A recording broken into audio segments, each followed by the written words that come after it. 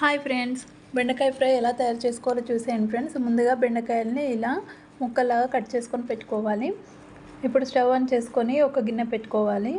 అందులో 1 spoon oil వేసుకోవాలి. Oil heat అయిన తర్వాతకి కొన్ని పల్లీలను వేసుకోవాలి.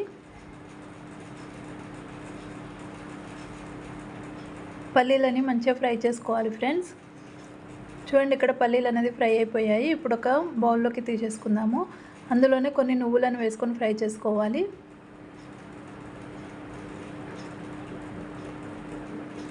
చూడండి ఫ్రెండ్స్, ఇక్కడ నువ్వులు అనేది ఫ్రై అయిపోయాయి. ఇప్పుడు ఒక బౌల్లోకి తీసేసుకుందాము. ఇప్పుడు అందులోనే 2 స్పూన్స్ ఆయిల్ వేసుకోవాలి. ఆయిల్ హీట్ అయిన తర్వాతకి బెండకాయ ముక్కల్ని వేసుకోవాలి. ఇప్పుడు కొద్దిగా కరివేపాకు వేసుకోవాలి. ఇవి మంచిగా ఆయిల్లో ఫ్రై చేసుకోవాలి ఫ్రెండ్స్.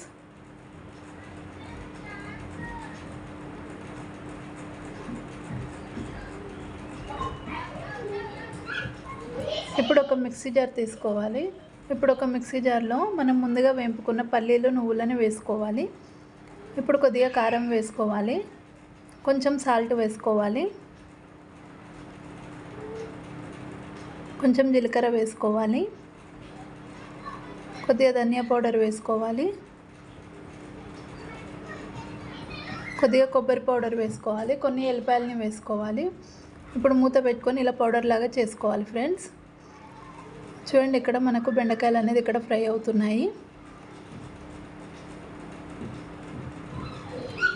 చూడండి ఫ్రెండ్స్, మనకి ఇక్కడ మంచిగా ఫ్రై అయిపోయాయండి.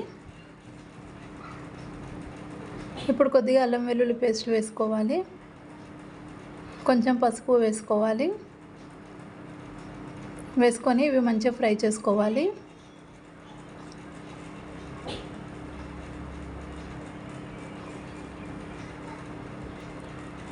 ఇప్పుడు స్పైసీనెస్కి తగ్గట్టుగా కారం వేసుకోవాలి.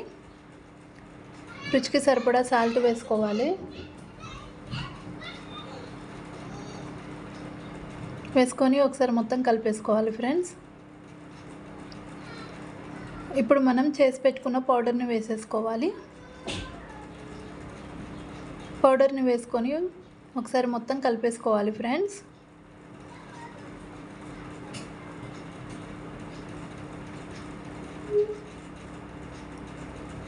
చూడండి ఫ్రెండ్స్, మంచిగా కలుపుతూ ఫ్రై చేసుకోవాలి.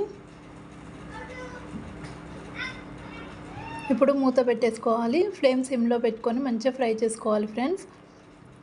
ఒక 10 నుంచి 15 నిమిషాల పాటు ఫ్రై చేసుకోవాలి. 10 నుంచి 15 నిమిషాల తర్వాత ప్లేట్ తీసి చూస్తే చూడండి ఫ్రెండ్స్, మనకు బెండకాయ అనేది మంచిగా ఫ్రై అయిపోయింది. అంతేనండి. ఇప్పుడు స్టవ్ ఆఫ్ చేసేసుకుందాం. బెండకాయ ఫ్రై రెడీ. నచ్చితే like, share and subscribe to my